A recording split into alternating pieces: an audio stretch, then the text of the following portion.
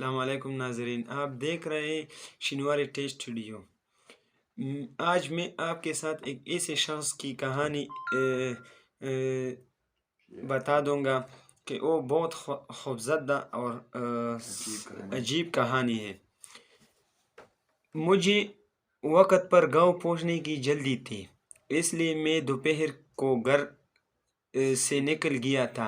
میرا اندازہ یہی تھا کہ شام سے پہلے اپنی گاؤں پہنچ جاؤں، مگر ایک ویران جگہ بس خراب ہو گئی۔ پہلے تو ڈرائیور اور اس کا مددگار خود ہی بس میں ہونے والا خرابی کو ٹھیک کرنے کی کوشش کرتے تھے، مگر جب ان سے خرابی دور نہ ہوئے تو ڈرائیور نے اپنی مددگار کو کسی میکینک مطلب مصری جو ہے گاڑیوں کا مصری جو ہے اس کو میکینک کہتے ہیں، میکینک کو بلانے قریبی قصبے کی طرف بھیجا۔ میکینک کے آنے کے بعد بس کے ٹھیک ہوتے ہوئے شام ہو گئی۔ جب میں اپنی منزل بس سے اتر تو رات کا اندھیرا گہرا ہو گیا تھا۔ گاؤں تک پہنچنے کے لیے مجھے ایک کچے راستے پر چلنا تھا۔ اس راستے پر ابھی مجھے 3 کلومیٹر پیدل سفر کرنا تھا۔ میں بڑی سڑک سے اتر گئی، گاؤں جانے والا اس راستے پر چل دیا۔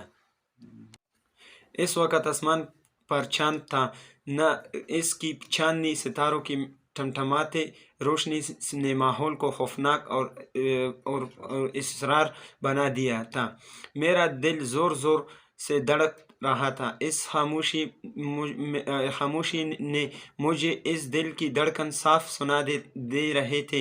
ابھی میں تھوڑا سا راستہ ہی طے کر سکتا تھا کہ اچانک ایک الو نے میری سر اوپر رات کے سناٹے میں اوپر پڑپڑاتا ہوا ایک درخت سے اڑ کر دوسری درخت پر جا بیٹھا تھا۔ رات کے سناٹے میں الو کی خوفناک آواز میں بری طرح ڈر گیا اور خوفناک زدہ نظروں سے ادھر ادھر دیکھنے لگا۔ اسی وقت جھاڑیوں میں سرسراہٹ سے ہوئی میں نے چونک کر دیکھا، اونچی جھاڑیوں کے پیچھے کوئی کھڑا تھا۔ میں ڈر گیا، پیچھے ہٹا تو کسی چیز سے ٹکرا گیا۔ ناظرین، ڈر کے مارے میرے منہ سے چیخ نکل گئی۔ مڑ کے دیکھا تو درخت تھا۔ میں بدحواسی میں درخت سے ٹکرا گیا تھا۔ پھر اس درخت کے پیچھے بھی مجھے ایک حوالہ سا نظر آیا۔ میں پیچھے ہٹا تو وہ میری طرف بڑھا۔ میں ڈر کے بھاگا اور بھاگتا ہی چلا گیا۔ میں اندھا دھندہ بھاگ رہا تھا، مگر اچانک ٹھک ٹھک کر رک گیا۔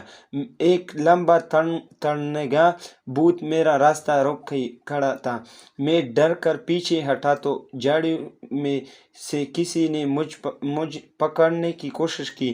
میں چیختا ہوا وہاں سے بھاگا۔ عجیب سرسراہٹیں میرا پیچھا کر رہے تھے۔ ناظرین، بھاگتے بھاگتے میری نظر اس چڑیل پر پڑ گئی جو بال کولے درخت سے الٹی لٹی ہوئی تھی۔ اندھیرے میں اس کی آنکھیں انگاروں کی طرح لگ رہی تھی۔ وہ مجھ پر چپٹی تو میں چیختا ہوا بھاگا اور سڑک کے کھیتوں میں اتر گیا۔ میں فصلوں اور جھاڑیوں کو چھلانگتا ہوا بھاگا جا رہا تھا کہ اچانک میری قدموں تلے سے زمین نکل گئی اور میں منہ کے بل ایک جوڑ میں گر پڑا۔ کیچڑی سے بھری اس جھوپڑی سے بڑی مشکل سے باہر نکلا۔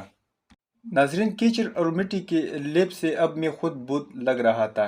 سردی سے میری کپکپی چھوٹ گئی تھی، اس ڈر سے کہ وہ بلائیں مجھ تک نہ آ پہنچے۔ میں پھر بھاگنے لگا۔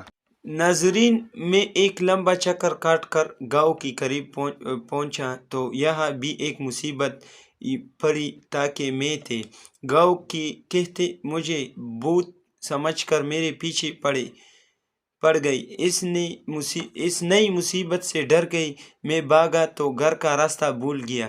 بڑی مشکل سے گھر ملا تو کتی بھی میرے تاپ میں وہاں پہنچ۔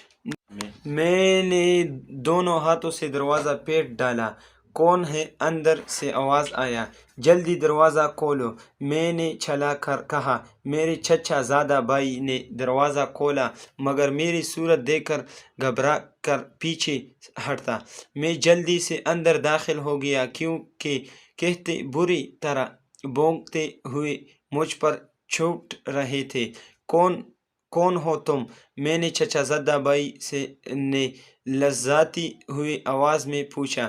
اتنے میں گھر کے دوسرے لوگ بھی اٹھ کر وہاں آ گیا۔ وہ بھی مجھے دیکھ کر ڈر گئے، مگر میں نے اپنا نام بتایا تو بڑی مشکل سے انہوں نے مجھ پر پہچانا۔ چچا جان، میں نے پوچھا، یہ کیا ہوا؟ کچھ بلاؤ، میرے پیچھے لگ گئی تھے، میں نے بتایا۔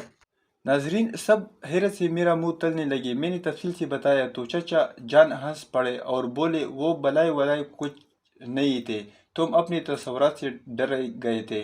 تم نے اندھیرے میں درختوں اور جھاڑیوں کو بھوت اور چڑیل سمجھ لیا تھا، البتہ وہ جو الو تھا اصلی تھا۔ جب میرے اوسان ذرا بحال ہوئے تو میں نے سوچا چچا جان ٹھیک کہہ رہے ہیں، یہ میرے تصورات ہی تھے جو اندھیرے میں بھوتوں اور چڑیلوں کا روپ دھار گئے تھے، کیونکہ میں ہر وقت بھوتوں اور چڑیلوں کی کہانیاں پڑھتا رہتا تھا۔ انہیں خیالی بھوتوں اور چڑیلوں نے آج مجھے سچ مچ ڈرا دیا تھا۔ اف خدایا، تو یہ سب میرے تصور کا کرشمہ تھا، میں نے سر تھام کر کہا۔ ناظرین اگر ویڈیو اچھی لگی ہو تو اپنے ساتھ شنواری ٹیچ اسٹوڈیو کو سبسکرائب کرو، ویڈیو کو لائک کرو، تاکہ اسی طرح اچھے انفارمیٹیو اسٹوریز وغیرہ آپ کے ساتھ شیئر کرتا رہو۔ دیکھنے کا بہت شکریہ۔ اللہ حافظ۔